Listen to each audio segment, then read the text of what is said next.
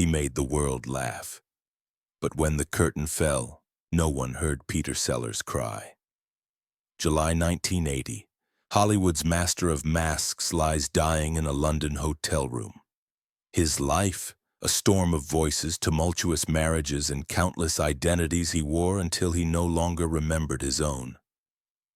He was a man who could become anyone, but was there anyone behind the mask? To truly understand the enigma of Peter Sellers, one must rewind beyond the Goon Show, beyond the glittering lights of Hollywood, back to the chaotic theatrical cradle of his childhood. Born Richard Henry Sellers on September 8, 1925 in Southsea, Hampshire. His parents, Agnes Peg Marks and William Bill Sellers, were both variety performers. Their world was one of trunk-filled dressing rooms, transient hotels, and the intoxicating, unstable rhythm of the stage. Young Peter was, from birth, immersed in a performance. Life itself was a show. This nomadic existence, devoid of conventional schooling or stable friendships, fostered an intense, almost claustrophobic bond with his mother, Peg. A formidable woman of powerful personality, Peg doted on her only child with an obsessive intensity that bordered on smothering. Every nascent talent Peter displayed was magnified, celebrated, and subtly shaped by her ambitious will. It was in this crucible of adoration and theatricality that Peter's extraordinary gift for mimicry first blossomed. It wasn't merely the rote imitation of voices or gestures. It was a profound, almost shamanistic ability to absorb and reproduce the very essence of another person. He could embody them so completely that for a moment he was them. This skill, honed by endless hours observing the myriad characters of the vaudeville circuit, became his shield against a world he found daunting and his passport to attention. When faced with shyness or insecurity, Peter would slip into a persona, deflecting awkwardness with a well-timed impression, captivating adults, and perhaps offering a fleeting escape from the nascent discomfort of his own shy, uncertain self. This early pattern, using performance as a means of connection and protection, would tragically define his entire life. The applause he received for his impersonations became a substitute for genuine affection, a currency he would forever chase, even as it left him feeling increasingly bankrupt of self. The brief, unhappy stint at a Catholic school served only to reinforce his feeling of being an outsider, a freak, whose only true belonging was on the stage. He excelled not academically, but as the class clown, the entertainer, the boy who could instantly conjure a dozen different teachers with a flick of his voice. His grandmother, a formidable force in her own right, further instilled the theatrical imperative. "Be a star, darling," she'd tell him, cementing a destiny that seemed less a choice and more a predestination. This early immersion in the world of masks and borrowed identities laid the groundwork for a psychological complexity that would plague him for decades. If you are always being someone else, how do you learn to be yourself? If your value is tied to your performance, what happens when the performance ends? These unasked questions lingered, unseen shadows in the vibrant glow of early success. His military service during World War II, though not on the front lines, proved to be another critical training ground. Serving in the Royal Air Force, he joined the entertainment division, performing for troops. Here, amidst the camaraderie and pressure of wartime entertainment, he refined his craft, developing the astonishing vocal range and impeccable comedic timing that would later make him a household name. He became a human jukebox of voices, a one-man cast capable of conjuring entire scenes purely through auditory illusion. This period cemented his ambition and gave him the confidence to pursue a career beyond the fading glory of the family circuit. He emerged from the war a honed instrument, ready for the burgeoning world of radio, armed with an arsenal of characters, but perhaps less equipped than ever to navigate the complexities of his own unfolding identity. The war might have ended, but Peter Sellers' internal battle for self had only just begun. The air crackles with laughter, a manic energy bouncing off the walls of a cramped dressing room. London, late 1950s, backstage at the Goon Show. A whirlwind of absurdity is about to erupt. But amidst the playful chaos, one figure stands slightly apart. A chameleon already shedding one skin and preparing to inhabit another. This is Peter Sellers. Not yet the global icon, but a voice artist of unparalleled versatility, a mimic who could conjure 1,000 faces with a flick of his vocal cords. Tonight he's Nettie Seagoon Bluebottle, Nettie Seagoon, Major Bloodknock, a symphony of ridiculousness woven together by his singular talent. Yet behind the rubber faces and the vocal contortions, a deeper transformation is taking place. A blurring of the line between performer and persona that would come to define his extraordinary and often unsettling life. Upon returning to civilian life, the transition for Peter Sellers was far from seamless. The post-war entertainment landscape was shifting, and the traditional variety acts that had defined his family's livelihood were fading. He found himself adrift, taking on sporadic radio roles, performing in obscure stage shows, and even working as a telephonist. This period of struggle was marked by an almost desperate hunger for success, a driving need to prove himself not just to the world, but perhaps most acutely to his formidable mother, Peg. He relentlessly pursued every opportunity, his ambition a simmering cauldron beneath a polite, often shy exterior. He knew he had a unique gift, a chameleon's ability to vocalize and embody, but finding the right outlet remained elusive. It was in this crucible of persistent auditioning and relentless self-promotion that he began to gravitate towards a new, burgeoning medium: radio comedy. This was the golden age of experimental sound, of shows that built entire worlds purely through auditory illusion. It was a canvas perfectly suited for Sellers' unique gifts. He was a master of voices, a human sound effects machine capable of conjuring entire casts of characters from thin air. He found a creative home, and eventually his seismic breakthrough. His big break, the one that would forever change the trajectory of his career and his life, came with The Goon Show. When it first aired in 1951, it was a radical departure from traditional radio comedy. Alongside the anarchic brilliance of Spike Milligan and the robust charm of Harry Seacombe, Sellers found a creative synergy that unleashed his full, uninhibited potential. The show was a surreal, chaotic masterpiece, a precursor to absurdism that pushed the boundaries of what radio could be. Sellers was not merely a performer. He was a vital architect of its intricate soundscapes, voicing a dizzying array of characters. From the doddering, flatulent Major Bloodknock to the squeaky-voiced Bluebottle, the irascible Herbert Grams crumbled to the perpetually flummoxed Nettie Seagoon.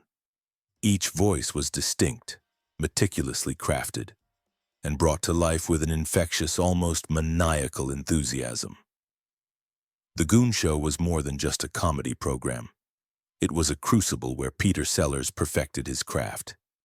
Here he learned to balance absurdity with unexpected pathos, to use his voice as an instrument of pure genius, creating worlds that existed only in the listener's imagination. He became known for his lightning-fast transitions between characters, his ability to embody their very souls through sound alone. He was a vessel for hilarity, a conduit for chaos. Yet even as he soared to fame on the airwaves, winning over millions with his boundless creativity, the personal complexities that would later plague him were already beginning to manifest. The blurring line between the character and the man, a growing restlessness, an insatiable desire for more, and an uneasy feeling that perhaps beneath all the vibrant voices he projected, Peter Sellers was still waiting, silently, to be found. "I've often thought that there aren't any real people in me," he once reflected, a chilling whisper amidst the echoes of his many impersonations. This fame, while intoxicating offered little solace to the unquiet mind within. The transition from radio to film was, for Peter Sellers, less a leap and more a natural, inevitable progression. His comedic genius, so potent on the airwaves, proved equally captivating on the silver screen, elevated by his uncanny ability to physically embody the eccentricities and nuances of each character. Early roles in films like The Lady Killers, 1955, showcased his remarkable range, even as part of an ensemble. But it was with the satirical brilliance of I'm All Right, Jack, 1959, and especially the groundbreaking The Millionaires, 1960, opposite the luminous Sophia Loren, that his star truly began its ascent. He wasn't merely acting, he was transforming, disappearing into each role with a dedication that bordered on the obsessive. Loren herself was captivated, yet also perhaps slightly bewildered by his intense focus and the way he seemed to shed oneself for another. Yet this period of immense professional triumph was also marked by escalating personal turmoil. The man who could effortlessly juggle a multitude of on-screen personas found himself increasingly fragmented off-screen. His first marriage to Anne Howe, an actress, dissolved amidst his rising fame and his increasingly erratic behavior. He was a demanding and often cruel husband, plagued by insecurities and a profound inability to connect genuinely. The line between Peter Sellers, the person, and the characters he played became dangerously thin. Directors and co-stars spoke of his mercurial moods, his sudden shifts from charming wit to chilling rage. He would often adopt the mannerisms and even the voices of his current characters in his daily life, leaving those around him bewildered and exhausted. It was as if his own personality had become a costume he could no longer find. The early to mid-1960s cemented his legendary status. Stanley Kubrick, a director renowned for his meticulous craft, recognized Sellers' unique brilliance. Their collaboration on Lolita, 1962, where Sellers improvised much of his role as the enigmatic Claire Quilty, revealed a depth and spontaneity few actors possessed. But it was Dr. Strangelove, or How I Learned to Stop Worrying and Love the Bomb, 1964, that truly showcased the unparalleled scope of his genius. In this Cold War satire, Sellers played three distinct roles: President Merkin Muffley, Dr. Strangelove, and Group Captain Lionel Mandrake, each flawlessly executed, each a masterclass in character acting. He effortlessly shifted between accents, physicalities, and comedic styles, proving himself to be a chameleon without peer. Kubrick famously said he could have had Sellers play all the film's roles, a testament to his extraordinary versatility. However, the demands of such intense immersion took a profound physical and psychological toll. During the filming of Dr. Strangelove, Sellers suffered a series of heart attacks, a stark physical manifestation of the immense pressure he placed upon himself.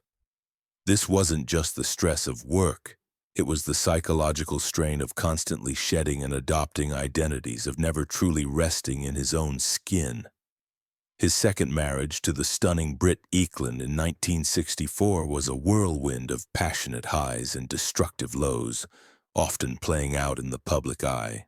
Their relationship was characterized by explosive arguments, grand romantic gestures, and an underlying current of emotional instability. Sellers was possessive, prone to jealousy, and increasingly reliant on Eklund for emotional grounding, a task no single person could possibly fulfill for him. He was worshipped on screen, adored by strangers, but in private he terrified those who loved him. He wasn't cruel. He was lost. He was a man with 1,000 faces, desperately searching for one he could call his own. The launch of the Pink Panther series, beginning with The Pink Panther, 1963, and truly taking off with A Shot in the Dark, 1964, introduced the world to Inspector Jacques Clouseau, a character that would become his most iconic and paradoxically his most confining. Clouseau, with his bumbling incompetence and unwavering self-belief, was a global phenomenon. Audiences adored him, and Sellers, despite his often strained relationship with director Blake Edwards, continued to return to the role. But the more famous Clouseau became, the more Peter Sellers seemed to recede, trapped by the public's expectation and his own inability to fully escape the characters he embodied. He was hailed as a comedic genius, but the man behind the laughter was increasingly isolated, haunted by inner demons and profoundly alone in his artistic brilliance. He stood backstage listening to the thunderous applause for Clouseau, but he didn't step out as himself. As the 1970s dawned, Peter Sellers' career continued to soar, yet his personal life plunged into an abyss of escalating chaos. The man who could effortlessly juggle a multitude of on-screen personas found himself increasingly fragmented off-screen. His health, always a concern since his earlier heart attacks, became increasingly fragile. He often ignored medical advice, driven by a restless energy and perhaps a subconscious desire to push his own limits. Beyond the physical ailments, his mental state deteriorated. He became notoriously difficult on set, prone to sudden outbursts of temper, paranoia, and an overwhelming sense of self-doubt. Directors and co-stars found him unpredictable, oscillating between charming wit and chilling rage. He would often adopt the mannerisms and even the voices of his current characters in his daily life, leaving those around him bewildered and exhausted. This was not merely artistic temperament. It was often the manifestation of a deeper struggle. A man wrestling with his inner demons while trying to deliver performances worthy of his own towering reputation. His third marriage to Miranda Quarry in 1970, and then his volatile union with Lynn Frederick in 1977. Both ended in a familiar pattern of intense passion followed by bitter recrimination, each failure chipping away at the fragile remnants of his emotional stability. He craved connection, but the very act of seeking it seemed to destroy it. The relentless pressure of filmmaking, combined with his deteriorating health, led to increasing reliance on various medications, further clouding his judgment and exacerbating his erratic behavior. He chased fame, success, and love with an intensity that bordered on desperation, only to find that each triumph brought with it a deeper sense of unease. He was an actor hailed for his comic brilliance, yet the private man often seemed incapable of finding joy. He famously confessed, "I don't mind dying, but I don't want to be there when it happens." A dark humor, perhaps, but one that hinted at the profound disconnect he felt from his own existence. But then came Being There, 1979. A profound satirical masterpiece where he played the simple-minded gardener Chance. This role promised to be different. It was a character of such purity, such quiet observation, that it seemed to strip away all pretense. Sellers, the master of disguise, was tasked with playing a man utterly without artifice. He poured himself into it, meticulously crafting Chance's slow, deliberate movements, his unblinking gaze. The film earned him critical acclaim, a Golden Globe, and an Oscar nomination, a testament to a performance of astonishing depth and nuance. It was perhaps the closest he ever came to playing himself, or at least the version of himself he always wished he could be. Simple, pure, untainted by the chaos of identity. Yet it was in the quiet solitude of his hotel room the night before filming a pivotal scene for Being There that the ultimate collapse occurred. Not a physical ailment, not a burst of temper, but something far more devastating. He walked into the bathroom, the sterile white tiles reflecting the harsh reality of his solitude. He stared at his reflection, the face of Peter Sellers, and for the first time in his life, he didn't see a character he could inhabit, a voice he could borrow. He saw himself. And in that raw, exposed moment, tears streamed down his face. Not tears of physical pain from his ailing heart, but tears of pure, unadulterated anguish. He cried because he couldn't act anymore. He cried because the role of Chance, the simple man with no past, no hidden layers, felt like the mirror he had spent a lifetime avoiding. He cried because for the first time Peter Sellers was just Peter Sellers, and he had no idea how to play that part. The master of masks was broken by the truth. "It's a lonely business, this acting," he once confessed, "because you are always someone else." The public perception of Peter Sellers, particularly after the profound success of Being There, was a complex tapestry woven from adoration, mystification, and a growing sense of tragedy. He was seen as a comedic genius, a master of disguise, but also as an eccentric, volatile recluse. The awards piled up, a Golden Globe for Being There, nominations for countless others, yet the personal cost of this brilliance seemed to escalate with every triumph. He lived in lavish homes, drove expensive cars, and hobnobbed with royalty and rock stars, but the gilded cage of celebrity only seemed to amplify his profound loneliness. He was the life of every party, the master of every character, but often the most isolated person in the room. His relationships with his children were strained, often distant, marked by his unpredictable moods and overwhelming self-absorption.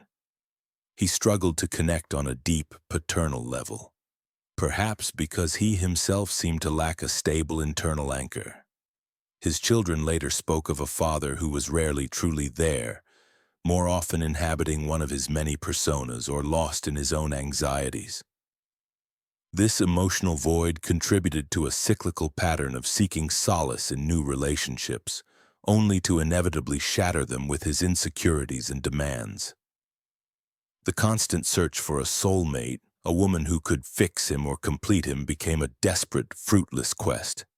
His relationship with Lynn Frederick, his last wife, remained a tempestuous affair, swinging wildly between passionate declarations of love and bitter public disputes. The constant emotional upheaval combined with his worsening physical condition created an unbearable strain. The pressures of filmmaking combined with his deteriorating health led to increasing reliance on various medications, further clouding his judgment and exacerbating his erratic behavior. Directors found it increasingly challenging to work with him. His perfectionism, once a driving force, now bordered on debilitating, leading to endless retakes and creative deadlocks. He would often arrive on set with a new idea for a character, sometimes wildly different from the script, leading to friction and delays. This wasn't merely artistic temperament. It was often the manifestation of a deeper struggle, a man wrestling with his inner demons while trying to deliver performances worthy of his own towering reputation.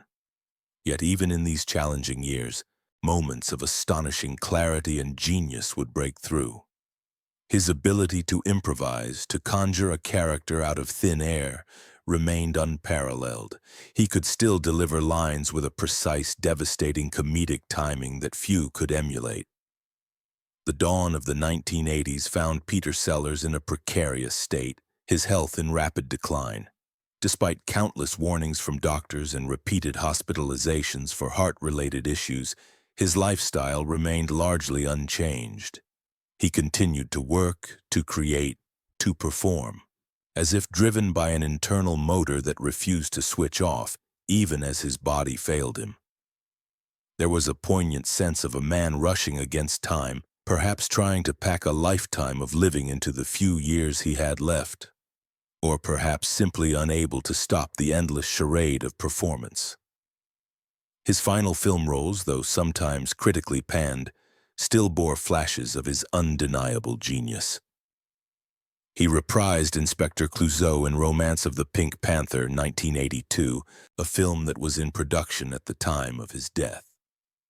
Even as his physical appearance began to betray his failing health, the spirit of Clouseau, the bumbling, self-important detective, remained intact, a testament to Sellers' deep embodiment of the character. Yet behind the familiar trench coat and the exaggerated French accent lay a man increasingly frail, battling exhaustion and a deepening sense of despair. The public, for the most part, remained unaware of the full extent of his suffering. They saw the comedic masks, the brilliant portrayals, but rarely the man behind them. "It's a lonely business, this acting," he once mused, "because you are always someone else." On July 22, 1980, Peter Sellers collapsed from a massive heart attack in his London hotel room. He was rushed to the Middlesex Hospital, where he slipped into a coma. 4 days later, on July 24, 1980, just 2 months shy of his 55th birthday, he passed away. The world lost a comedic legend, a chameleon of the screen, a voice artist whose range was unmatched. But for those closest to him, it was the end of a long, arduous journey for a man who seemed to live 1,000 lives on screen but struggled to find his own. His death, while shocking, was perhaps not entirely unexpected for those who had witnessed the relentless toll his art had taken on his fragile constitution. The news of Peter Sellers' death broke quietly, almost as if the world wasn't ready to believe that a man of 1,000 voices could finally fall silent. But by the morning of July 25th, it was everywhere. Front pages in London, tributes pouring in from Hollywood, Paris, New York. BBC announcers choked on his name. Comedians and actors paused mid-tour to reflect. Even those who had never met him felt the jolt of loss, as if a constellation of laughter had dimmed overnight. His funeral was held with minimal fanfare, just as he'd once requested in passing, a quiet affair at Golders Green Crematorium. No grand procession, no final spotlight. Yet the atmosphere was thick with contradictions. Fans stood across the road behind cordons, unsure whether to grieve or cheer. His widow, Lynn Frederick, stood composed, wearing grief like a costume rehearsed. Spike Milligan did not speak. Harry Seacombe, the jovial voice of the Goon Show trio, sat still and wordless. No one quite knew what to say about a man who had lived so many lives and had left no map to find the real one. In the weeks that followed, tributes flowed, but they always seemed strangely misaligned. A genius of comedy, they said. A master of disguise. The greatest mimic of our time. All true, yet none sufficient. Because how do you mourn a man who was never quite there to begin with? Sellers hadn't just portrayed characters, he had retreated into them. The roles lived on, vibrant and iconic, but the man behind them had become a whisper, an absence wrapped in brilliance. What lingered most was Clouseau. For millions, Inspector Jacques Clouseau was Peter Sellers. His bumbling brilliance, his stubborn idiocy, his accidental genius, all played with such conviction it became hard to believe Clouseau didn't exist before Sellers imagined him.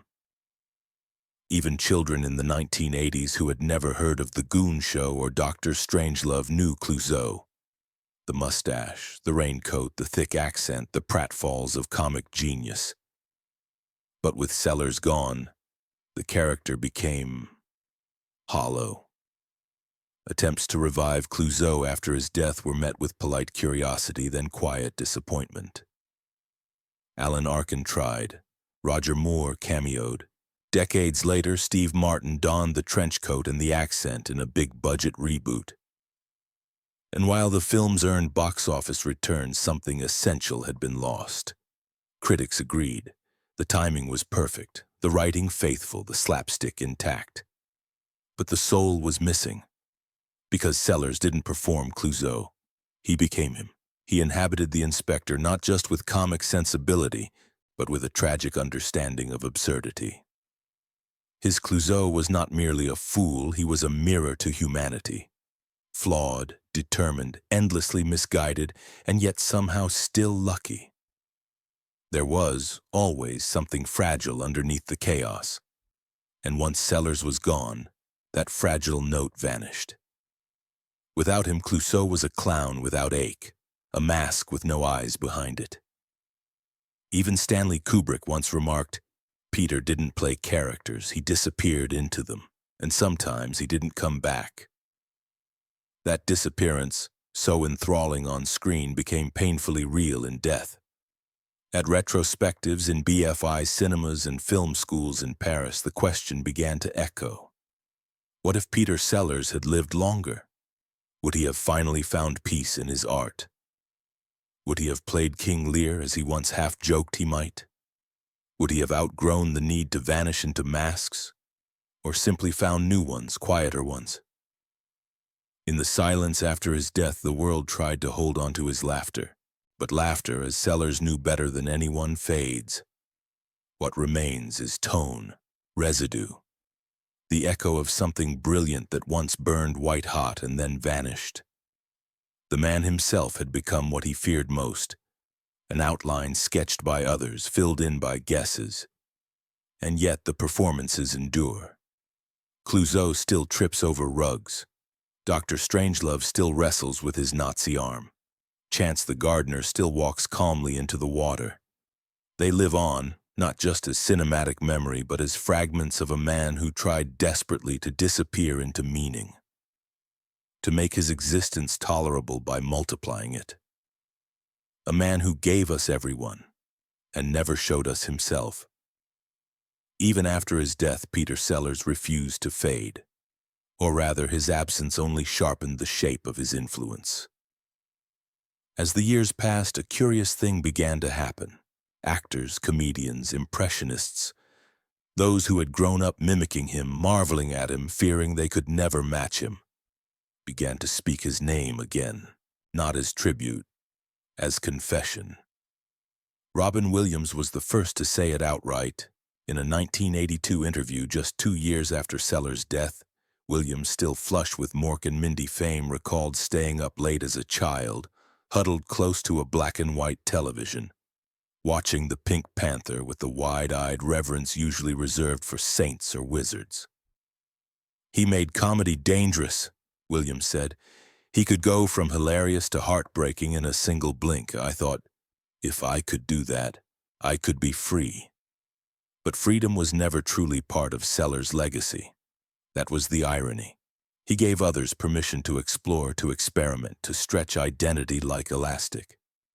But for Sellers, transformation had been a trap disguised as a talent. Jim Carrey, another disciple of facial elasticity and vocal madness, often cited Sellers as his North Star. He wasn't acting, Carrey said in a 1997 profile. He was shedding. He'd peel off one persona after another until there was nothing left. That's terrifying. But it's also the purest kind of art. Carrey would later confess that as a boy he would spend hours in front of the bathroom mirror contorting his face, mimicking Sellers' Clouseau, parroting his monologues from Dr. Strangelove, trying to find the same madness and magic. It wasn't just about being funny, he said. It was about becoming untouchable, untraceable.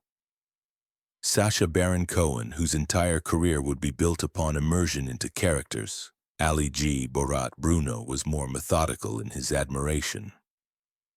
In a 2006 Guardian interview, he remarked, "Sellers showed us that identity is elastic, that comedy is a weapon but also a disguise.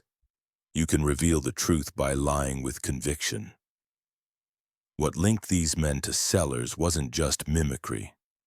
It was the hunger to vanish, the sense that the only safe place was inside someone else's skin.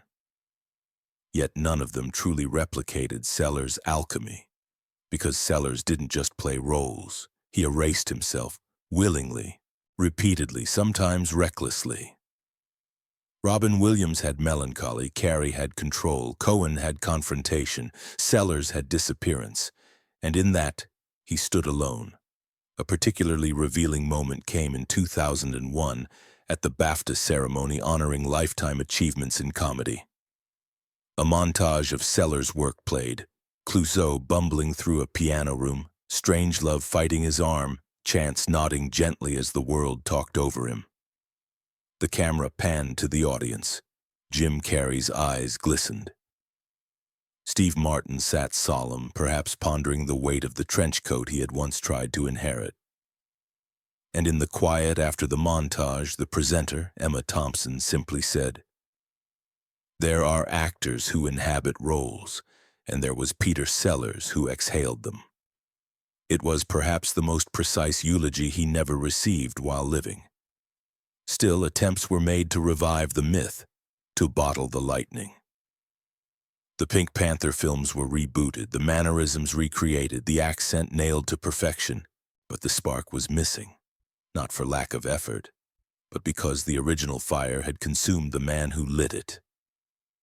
Comedy historians often note this paradox. Sellers set the bar so high, so strangely, that no one could follow him without tripping. He redefined screen comedy, only to leave behind a blueprint no one could read. He was the ultimate ghost in the machine, present in every line delivery, every pratfall, every lingering pause, yet forever unreachable. In acting schools, professors still teach Dr. Strangelove as an example of multi-role brilliance. But they caution, don't try to imitate him, you'll fail. Study the void he created around each character instead. And perhaps that's what remains. A void, not absence, not failure, but a space so saturated with artistry, with contradictions, that it refuses to be filled. Because Peter Sellers didn't leave behind a school of thought. He left behind a silence, one that only grows louder as performers continue to chase what he made look effortless.